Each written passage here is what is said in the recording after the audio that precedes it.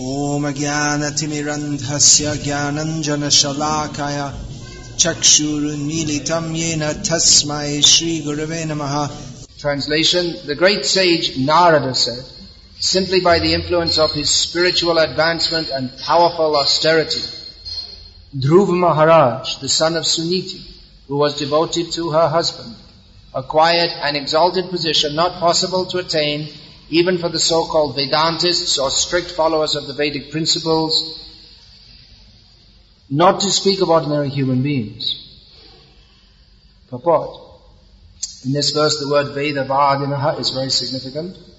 Generally, a person who strictly follows the Vedic principles is called Vedavadi. There are also so-called Vedantists who advertise themselves as followers of Vedanta philosophy, but who misinterpret Vedanta.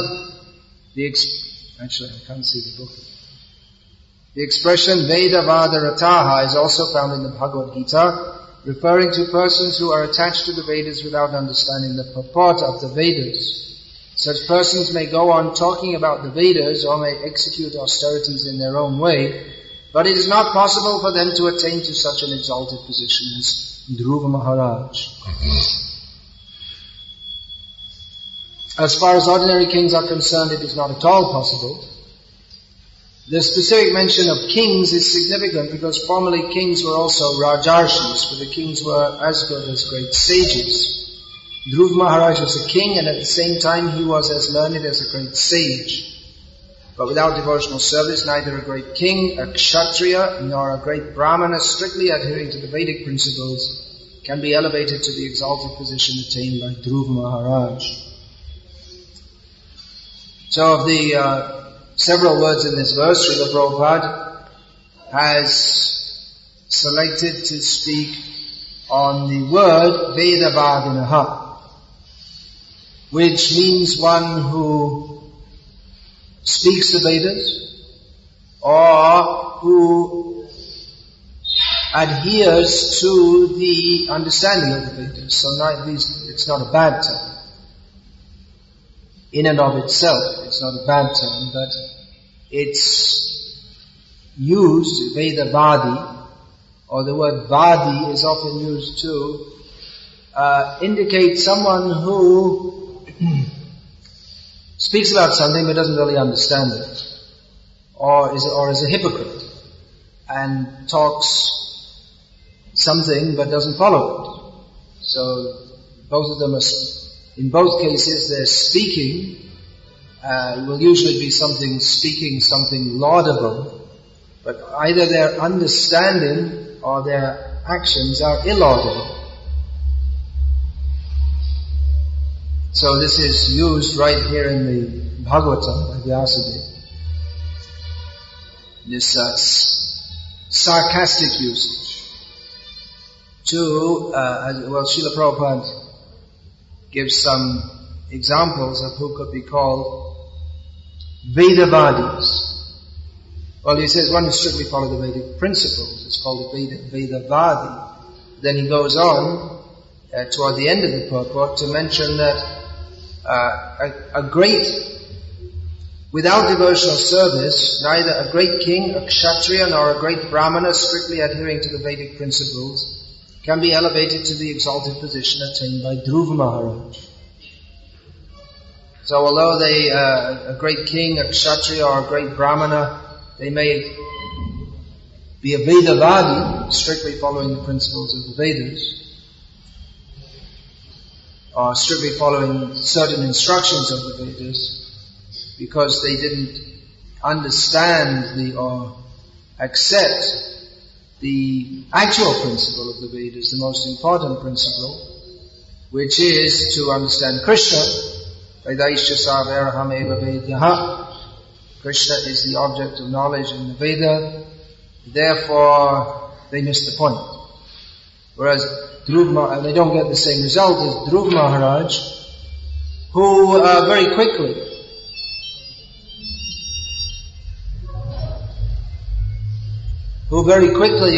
without following a prolonged process, which is the usual process of following the Vedas, a prolonged process over many lifetimes. Without going through that, Dhruva Maharaj very quickly came to the point of pure devotional service and attained the perfection of life of going back to Godhead. And there are examples given in Bhagavatam of devotees who even more quickly than Dhruva Maharaj attained perfection. Dhruva Maharaj attained perfection in 6 months. But we have the example of Ajamil who was a long way from perfection, but who simply by chanting the name Narayana once, actually not even with full devotion, but because by chanting that name, which wasn't intended as an act of bhakti, it wasn't intended actually to call the real Narayana at all, it was simply intended to call his son. But at that time, by calling out the name Narayana, he remembered in a flash his previous devotional service, and that was enough to save or to invoke the mercy of Narayana to save him from the companionship, or to be saved by taken away by the Yamadutas, and then he had another chance and he became perfect in devotional service very quickly and went back to Godhead. And even more striking example or apt example is that of Kartavanga Maharaj, who was a great devotee of the Lord and was fighting on behalf of the demigods against the demons. This fight is always going on in one form or the other. Intergalactic war. It's not just something in the movies, but it's going on. The Devas are always fighting the Asuras. So Kartavanga Maharaj, although he wasn't a Deva, he was only a human being, but he was so powerful that the demigods enlisted him in their army, and he was actually a great hero fighting for the demigods. And when the battles, or particular phase of battles were over, the demigods were very pleased, so they offered him a benediction. And being very intelligent, which means spiritually intelligent, Kartavanga Maharaj, he simply asked, well, just let me know how much time I've got left to live. Possibly he was, I've been fighting a long time, so maybe I don't have much time left, so it's maybe time to retire and chant Hare Krishna. So they said, well, actually you only have a muhurta left, which means a moment. Or it can mean a little longer than that also, but a short time. So he immediately came down to earth, considering it a better place for spiritual advancement than the heavenly planets, and fixed his mind on Bhagavan, Hari, Narayana, and went back to Godhead. So, presumably as a pious king, he had, Maharaj Kartavanga had followed Vedic principles, but that wasn't the cause of him going back to Godhead. It was because Ante Narayana Smritihi. At the time of death, he remembered Narayana. And if we don't remember Narayana at the time of death, then whatever else we do, whatever else we may have done at the time of death, whatever else we may have done throughout our life, that won't count for nearly as much as, won't render the same effect as if we do remember Narayana at the time of death. Therefore, it is said, Aradhito yadi haris tapasa tata. Kim naradhito yadi haris tapasa tata. Kim anta bahis.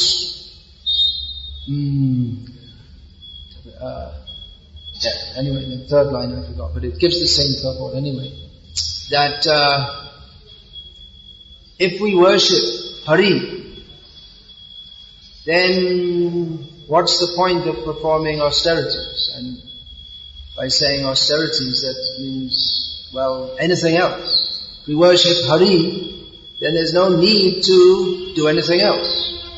There's no need to, outside the worship of Hari, perform austerities or go on pilgrimage or worship anyone or do anything. On the other hand, if we don't worship Hari, Naradhita Yadi Hari, then what's the use of performing austerities and going on pilgrimage and all these other things? So either way you look at it, everything else is pretty useless. Yeah, then antabahir yadi haris tapasatata kim nantabahir yadi haris tapasatata kim. Then the same. If one inside and outside always sees Bhagavan Hari, then what's the use of performing austerities, etc.? And if one does perform, if one doesn't see him outside and inside, then what's the use of performing all austerities? In other words, in this verse, which is from Narada Pancharatra, the verse I just quoted, and the verse that's being read today from Bhagavatam is also spoke by Narada. The point is that we should perform devotional service, and the Vedic injunctions following all that is in another verse of the Bhagavatam, as it's stated, Dharmasvanashrita prongsa vishvaksena katasuyaha notpadiyad yadiratim shrama eva hi kevala. Who knows the translation of this verse? Have a little quiz here, keep everyone awake, we hope. What's the translation of the verse I just quoted? Does anyone know it? Anyone? Yeah.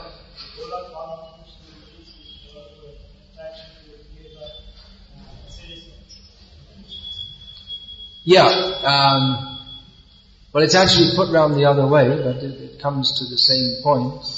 That even if we do follow our dharma, one is following, which means varnashram dharma. Within varnashram dharma, one has to follow his duties of being a brahmana, kshatriya, vaishya, shudra, or stri dharma, woman, assisting her husband, as it's stated in this verse, pati devata. The stri dharma is to consider her husband, or treat her husband as a god. So one may follow all these things very nicely. But if one does not, in the course of doing so, attain rati, or strong attachment, if that does not arise within one's heart, strong attachment to Hari, then the conclusion is that it's all, you can say, I worked hard, but you didn't get any result. So who would do that? Why would anyone work hard and not get anything from it? Everyone does something with the aim of getting a result. We've heard the term nishkam karma. It's a much misunderstood term. Because to work, it means desireless work. But work produces some result. Either sukritya or dushkritya. Either pious activity or sinful activity. Everything that one does produces a result. So when it's said that one shouldn't be attached to the result, or one should not desire the result, that doesn't mean that one should be totally neutral, but rather one should offer the result to Krishna. That's the point. That's the real point. Otherwise, it's mindless and meaningless to do work without, and you don't care what the result is. You should care what the result is, but we should offer the result to Krishna. So, that's the point, that varnashram, or in the modern age there's no varnashram, not to speak, except in marriage, at least in this generation, still, most people in Hindu society are concerned that their sons and daughters get married within the same caste, and there's not much more to it than that. Probably in one generation there won't be any consideration of caste either. But previously, when we were talking here about Vedavadi, means following the Vedic principles, well, it specifically means, Actually, there's no question of following the Vedic principles without following Varnashram. We see that these certain societies, or Hindu societies as they are known, they organize yagyas, what they call Ashvamedha yagyas or this and that. But actually, and from various perspectives, it's all meaningless. One of those perspectives is that you can't have an Ashvamedha yagya without a king. And you need real Brahmanas and Kshatriyas and Vaishyas and Shudras. They're all required. There's no question of an Ashvamedha yagya or any such yagya unless people are following their Varnashram duties. But in the modern age, that's broken down, that whole system. So this, the import of the verse which we're reading today, which Narada Muni spoke in praise of his disciple, that's even more pertinent, or it's absolutely pertinent. It's always pertinent, but especially in Kali Yuga, where there is no following the Vedic principles in the modern age, not in the way that it was done before. I mean, a few people may still be proud of being Brahmins and all this kind of thing. And they may even be following their Brahminical culture nicely to some degree. There are very few of them, but there are still some Brahmanas who follow the Vedic principles. They impart the Veda, whichever Veda they are followers of, to their sons, and they try and do everything according to the old system. But you can't, even if you want to and you try to, it's not possible. I mean, you can't actually be a Brahmana in the true sense unless there are also true Kshatriyas. One should be under a king. And unless there are pious people to accept donations from, then you can't be a real Brahmana, because a Brahmana, he accepts. Of course, Brahmanas, they may also not accept donations at all. Just like Shilonchana Vritti, they simply collect grains which have already fallen down from the field. But even that they wouldn't be allowed to do nowadays, probably. And who's going to do that? So the Vedic system is broken down to a large extent. But bhakti, because bhakti is independent of the Varnashram principles, therefore, even in Kali Yuga, when the Varnashram principles are broken down, one can still perform bhakti. Now, herein the Vedavada is being condemned, or the ritualistic adherence to Vedic principles without understanding its purpose. But on the other hand, when Lord Krishna states in Bhagavad-gita, Dharma Samsthapanarthaya Sambhavami Yuge Yuge, I appear in every, or I manifest myself in every age to re-establish Dharma. So that doesn't only mean bhakti dharma, but that also means varnashram dharma. He comes to protect the devotee, he comes to protect the demigods. Indrari vyakalam lokam mritayanti yuge yuge. That's also stated in Bhagavatam, that Bhagavan comes in every age to protect the demigods from their enemies. And Lord Krishna himself states in Bhagavad-gita, Chatur Bhanyam Maya Srishtam, I created this system. So it's not that the Vedic system is totally, in all respects, rejected, but it's just pointing out that in and of itself, it is not the goal of life. It cannot, or without the touch of devotional service, it doesn't give the effect that it's actually meant for. Bhagavan established the Varnashram system. His aim in doing so is not to make proud brahmanas or rowdy kshatriyas or greedy vaishyas. That's not his purpose.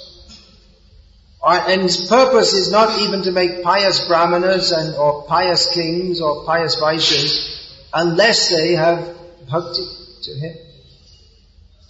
That's the point. But because people are a long way away from bhakti, therefore the Varnashram system is required as a stepping stone to bhakti and to help prevent people from falling into gross degradation. But inevitably, not understanding that, people, they misunderstand it, and then they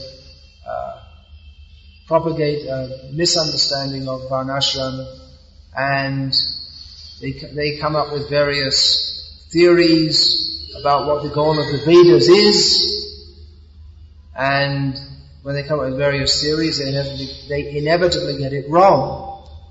So that tendency to misinterpret and malinterpret is there among the conditioned souls, because after all, we're all here because we forgot Krishna. Krishna bhuli se jivan adi bahimukh ateiv maya tare deya samsara dukh. We're suffering here because we forgot Krishna, and we've been doing that for a long time, anadi, unlimited time practically, and therefore since time immemorial we've been inimical to Krishna. And because of that, Maya gives us various miseries in this material world. But everyone in this material world is so foolish, that's the result of Maya, which means that which is not. That we take the suffering of the material world to be happiness. Or we think that, well, the material suffering is just something to be avoided, and we'll enjoy ourselves here in this world. And the Vedavadis that are described here are persons who, they're very ambitious, but in a material way, that we will follow the Vedic principles, and there's, this earth, it's not so much fun, but we'll go to heaven and enjoy that.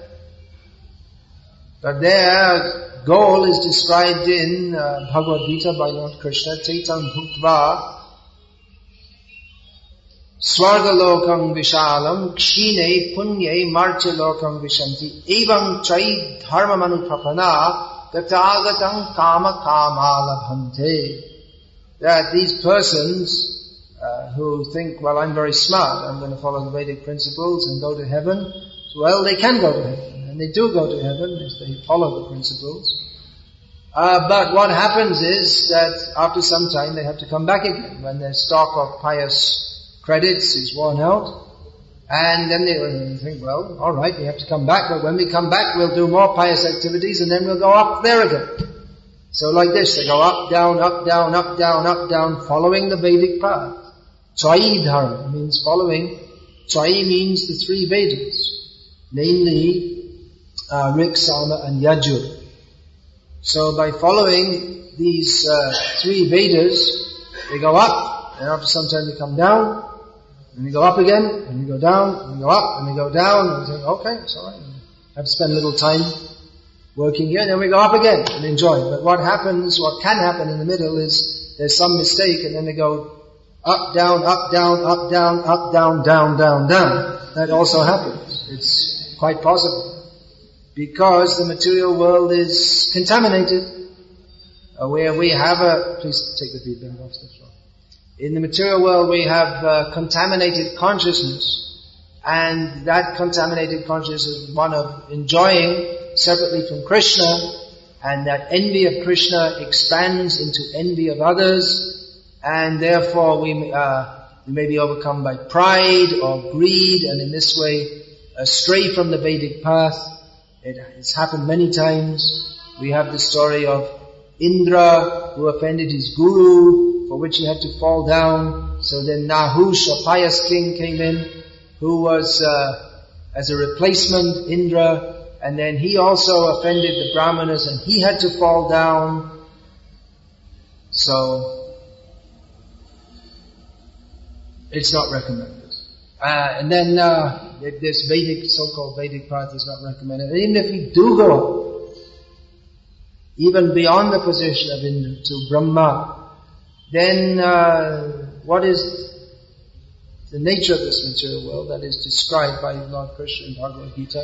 Brahma bhuvanal loka punaravartino jana. It's a place where we're coming and going, even up to the planet of Lord Brahma. Therefore the conclusion, as taught by Narad Muni, as taught by Srila Prabhupada, who's in the disciplic succession of Narad Muni, and anyone who's fortunate enough to get this knowledge, Vedyam Vastavam, Srimad Bhagavatam, the actual knowledge of the Vedas, then they can understand that the Vedic principles, which are good, relatively speaking, compared to anything else in this world, they are not in and of themselves the goal of life. They are a stepping stone toward the goal of life, which is Sarvadhaman Parityaja Mamekam Sharanam Vraja, fully surrendering to Krishna. But without understanding this, our following of Vedic principles is improper, incomplete, and not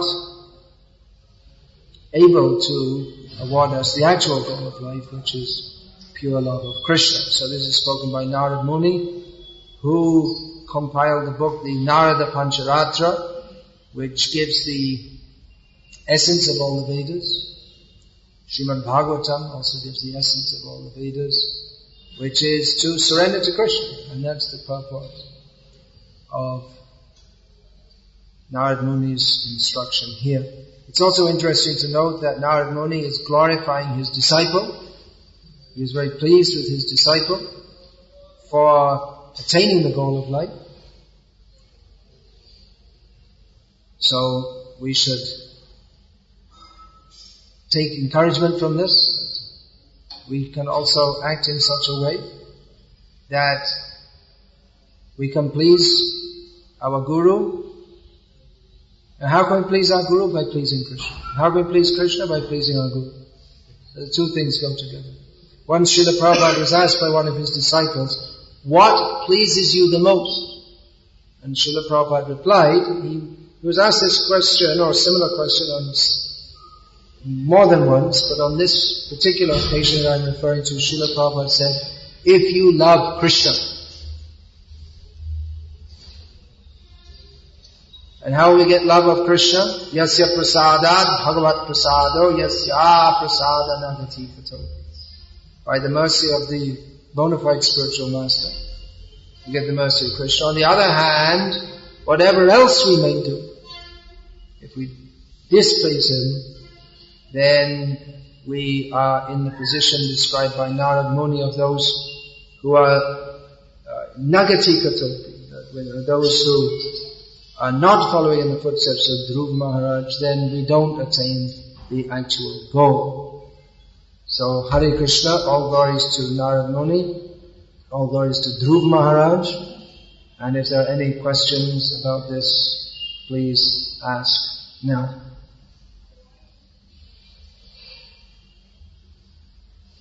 Okay, please. Oh, you got the mic, I guess. Alright. That's your advantage. You are mentioning that this thing because of his piety, because he made a pious life at one so, but he actually remembered at the time of death. So, but we have to practice regularly to remember at the time of death. Yeah, it's not stated that he hadn't practiced bhakti, but for quite some time he'd been busy fighting, so probably he wasn't following a very regulated devotional life.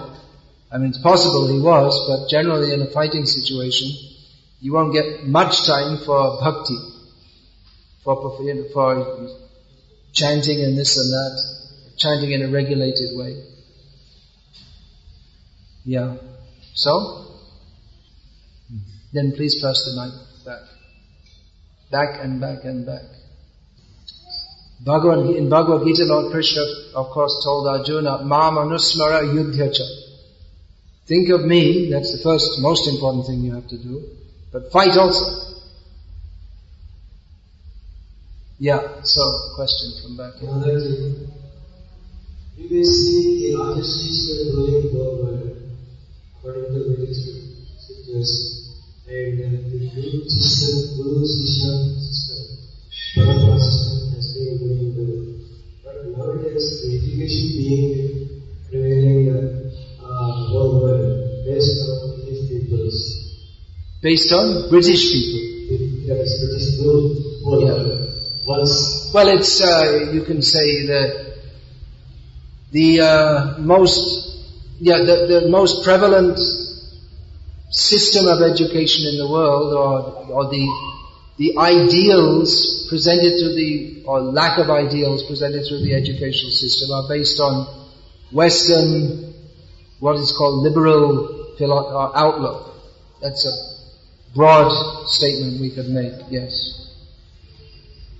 Then how to overcome from that Ajnan Samraj? How to overcome from the Agyan Samraj, which is ruling as the empire of ignorance.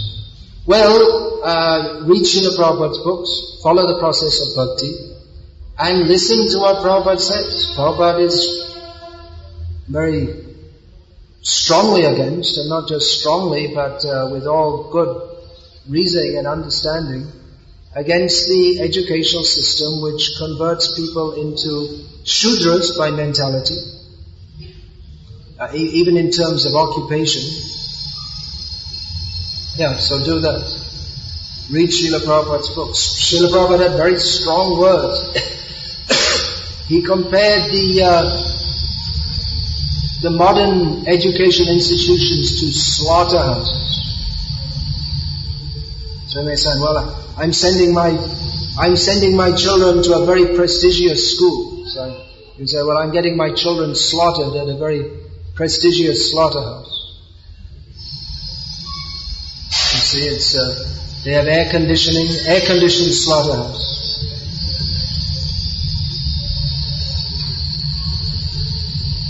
Yeah.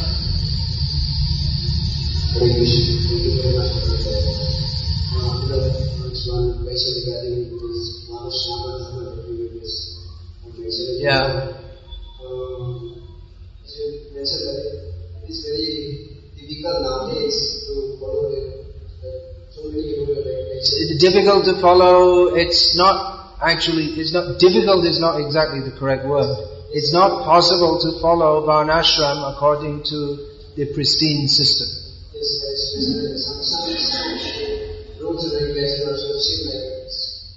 Yeah, it's people, even if it's, if the temperature drops by 1 or 2 degrees, they can't imagine even not taking a hot water bath. So, my question is, what does Prabhupada mean when he's asking us to institute Varnashram? Well, Srila Prabhupada said that, as far as possible. What is the meaning of as far as possible? Well, it will be different in different circumstances and among different people. I doubt if ever throughout the whole world there was like an absolutely uniform system of Varnashram. Because it's a system for organizing people, and people are different. So there will be differences. But as far as possible, the basic principles should be instituted for the benefit of human society. Those are the words that Srila Prabhupada used. Any other